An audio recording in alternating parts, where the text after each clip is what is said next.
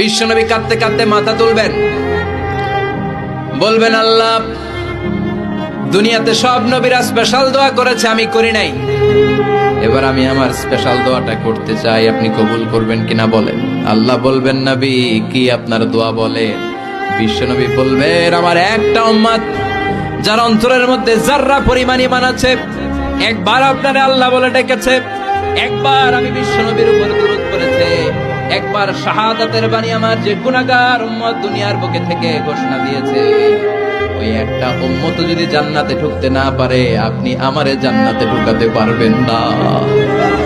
আল্লাহ বলবেন, সাল তুতা, সাল সাল তুতা, ওয়াশফা তুশাফা, শাফাত করেন নবী করেন, যার জন্য দোয়া করবেন আমি কবুল করে নেব।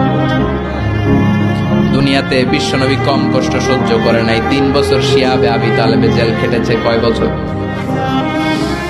দুর্ভিক্ষের বছরগুলোতে বিশ্বনবীর পেটে দানা পানি ছিল না। কলিজার টুকরা হাসান হুসাইন কই মাছের মতো ছটফট করেছে, জামিনে ক্ষুধার জ্বালায় বেহুশ হয়েছিল। বিশ্বনবী যদি ওই স্পেশাল দোয়াটা করতেন, জান্নাত থেকে খাবারের বস্তা পাঠিয়ে দিত কে? ওই দোয়া করছিলেন? জেলখানায় আল্লাহরে বলছিলেন, আল্লাহ স্পেশাল দোয়া করলাম, জেল থেকে মুক্ত করে দেন, করছিলেন? যুদ্ধের ময়দানে নিজের দাঁত ভেঙেছে, উহুদের ময়দান সাক্ষী, বিশ্বনবীর মুবারক রক্তে উহুদের ময়দান রঞ্জিত হয়েছে। সেদিনও বিশ্বনবী ওই দোয়াটা করে নাই। চিল্লায় বলেন ঠিক কিনা?